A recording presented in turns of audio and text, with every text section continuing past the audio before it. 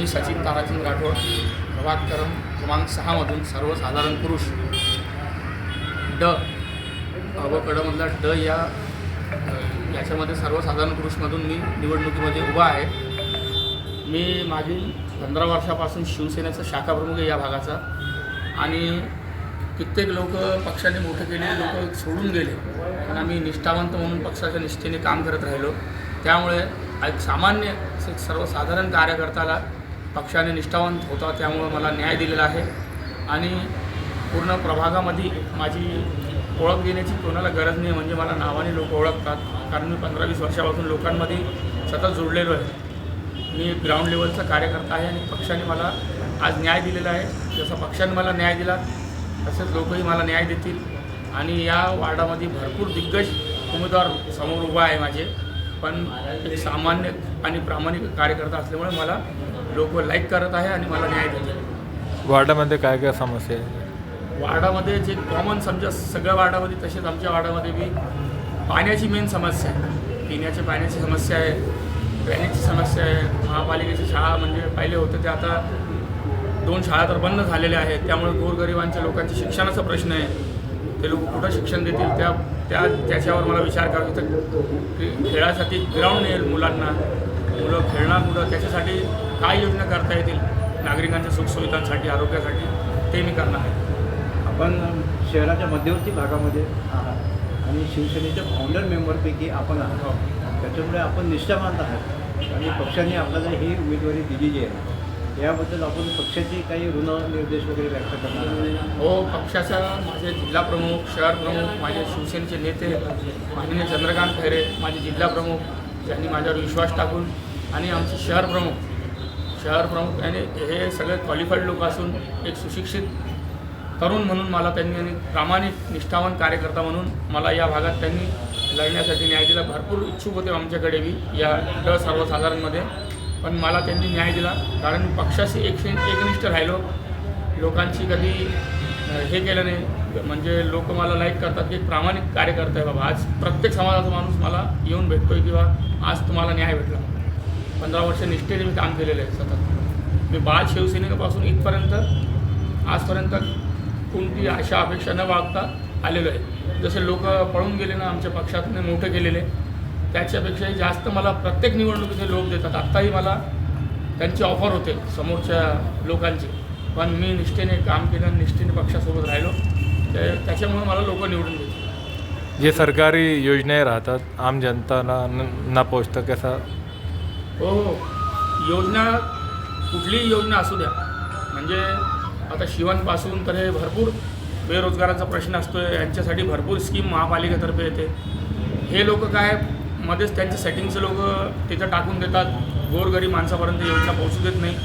मी स्वतः एक गोरगरीब माणूस असून मला त्याची जाणीव आहे. त्याच्यामुळे मी प्रत्येक तरुण असो, महिला असो, यांच्यासाठी जी काही योजना महापालिकेतर्फे शासकीय योजना असेल त्याचा मी त्यांना फायदा घेऊन देण्यासाठी मी तिथं 100% प्रयत्न करतो.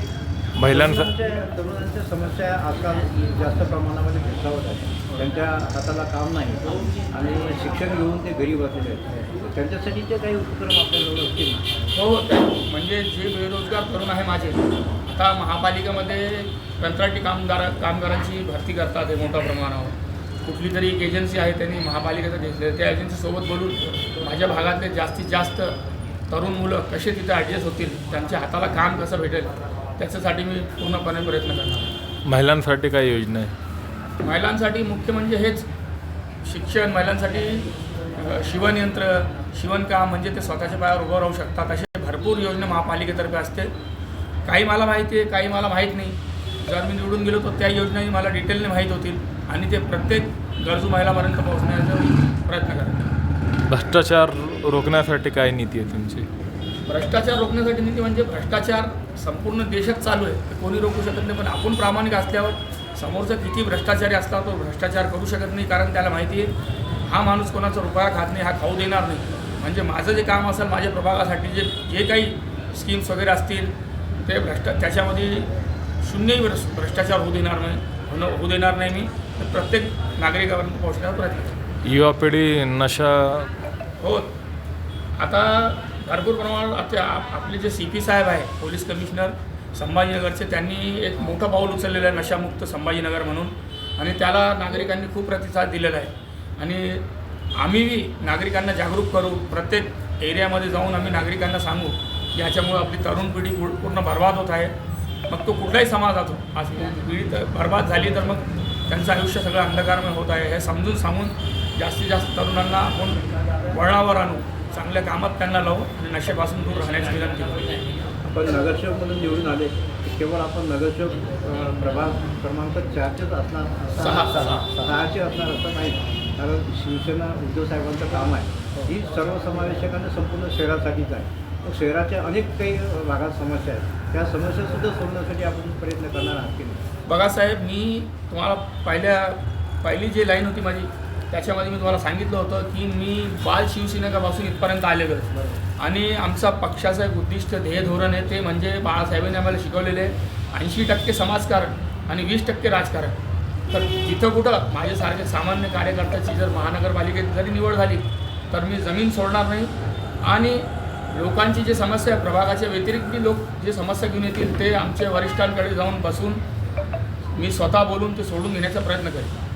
आपलं शहर म्हणजे आता पुण्यानंतर शैक्षणिक हब होत आहे आणि विद्यार्थ्यांचे प्रश्न खूप आहेत. त्या प्रश्नाकडे साधारणतः कोणी असे राजकीय लोक लक्ष देत नाही. आपण तरुण याच्यातून पुढे आलेले आहात, तर तुम्ही निवडून आल्यानंतर या विद्यार्थ्यांसाठीचे काही उपक्रम किंवा त्यांच्या समस्या सोडवण्यासाठी प्रयत्न करणार? हो, आता एज्युकेशन हब म्हणजे विद्यार्थी पहिले शाळा चांगली शिकला पाहिजे, त्याच्यानंतर त्याचं कॉलेजचं एज्युकेशन चांगलं त्याला भेटलं पाहिजे.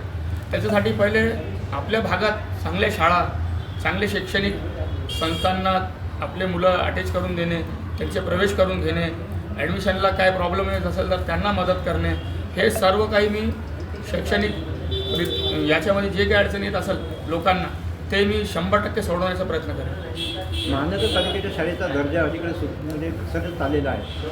बहुतांशमध्ये जे इंग्लिश मिडियमचे जे शिक्षण संस्थावाले आहेत ते ही कॉर्पोरेशन शाळा बंद कशी होईल आणि इंग्लिश मिडियमच्या शाळा कशा चांगल्या चालतील या दृष्टीनं प्रयत्न करत आहे. या दृष्टीनं आपली काय भूमिका राहणार? आता बघा, आता हे असं एक हे लोकांचं व्यापारी पद्धतीने चाललेलं हे कार्यक्रम आहे. म्हणजे हेच लोक अपप्रचार करतात की महापालिकाची शाळा अशी आहे तशी आहे. आता आपण जर आपल्या ज्या शहरात बघितलं तर भरपूर असे महापालिकेची शाळा, आता क्लास 1 अधिकारी महापालिकेच्या शाळेतून झालेले, भरपूर तुमच्यासारखे पत्रकार बंधू झालेले, वकील लोक आहे. म्हणजे शिक्षण महापालिकेचं चांगलं आहे, फक्त त्याला लक्ष देण्याची गरज आहे. आणि मी 100% माझे शब्द आहे की शैक्षणिक धोरणासाठी मी भरपूर प्रयत्न करेल, ज्यासाठी महापालिका शाळेसाठी काही निधीची आवश्यकता आहे, त्यांना काय प्रॉब्लेम आहे. आणि जास्तीत जास्त लोकांना हात जोडून मी विनंती करत की इंग्लिश मिडियमची शाळेमध्ये शिकणंच म्हणजे चांगलं शिक्षण नाही. शिक्षण हे महापालिकेच्या शाळेत असो तर इंग्लिश शाळेत असो, शिक्षण आहे. मुलांनी चांगलं शिकलं पाहिजे, त्याच्यासाठी मी प्रयत्न करेल. आणि त्यांच्या शाळेला जे काही प्रॉब्लेम येत असतील ते प्रॉब्लेम सॉल्व्ह करण्याचे मी प्रयत्न करेन. शेवटचा प्रश्न, लोकांना काय आव्हान करणार? मतदारांना काय आव्हान? लोकांना, माझ्या भागातील सर्व सुज्ञ मतदारांना मी विनंती करतो की आमच्या समोर जे लोक उभे आहेत, जे एकेकाळी आमचे मित्र होते, ज्यांना आम्ही मोठं केलं, आज ते लोक पैशाचा महापूर इथं आणणार आहे. त्याच्यानंतर दुसरे आमचे विरोधी जे लोक आहेत, जे हैदराबादहून त्यांची टीम फिरत आहे म्हणत आहेत, ते लोकही पैशाचा महापूर आणणार आहे. कारण मधून हे लोक एक आहे आणि यांच्याकडे काही नसून हिंदू मुसलमान हे ते या मुद्द्यावर इथं निवडणूक लढत आहे. तर हे लोकांना आम्ही पटवून देत आहोत की आम्ही जातीपातीच्या पलीकडे जाऊन, आमचे साहेबांनी जेव्हा लॉकडाऊनमध्ये भयंकर परिस्थिती महाराष्ट्रात निर्माण झाली होती तेव्हा आमचे उद्धव साहेब CM होते आणि आरोग्यमंत्री माननीय राष्ट्रवादीचे राजेशजी टोपे होते. यांनी एवढं लोकांसाठी काम केलं, नाही तर भयंकर परिस्थिती झाली असती. त्यांचं जसं मी एक विजन घेऊन पुढे येतो आहे, म्हणजे 5 वर्षात मला पुढं लोकांसाठी काय करायचं आरोग्यासाठी, तर त्यांनी हे काम केलं, त्याच्यामुळे आपला महाराष्ट्र वाचला. आता हे तुम्हाला सगळ्यांना माहिती आहे, पण कसं एक वरतून सगळ्यांवर प्रेशर असतं, लोक गुपचूप असतात. तर आमच्या साहेबाच्या आशीर्वादाने आज आम्ही उभे आहोत. तर जे आमच्या साहेबांचे ध्येय धोरण होते लोकांसाठी ते तुम्हाला माहिती आहे, त्याचं अनुकरण करून आम्ही पुढे जाऊ. आम्ही जातपातचा भेदभाव करणार नाही. कुठल्याही समाजाचा माणूस असतो त्याला सोबत घेऊन आम्ही पुढं काम करू, हे नागरिकांना आम्ही पटवून देऊ आणि आम्हाला विजय करण्याची विनंती नागरिकांना करू. तुमचं नाव, निशाणी, बटन नंबर सांगा. माझं नाव सचिन ताराचंद राठोड आहे.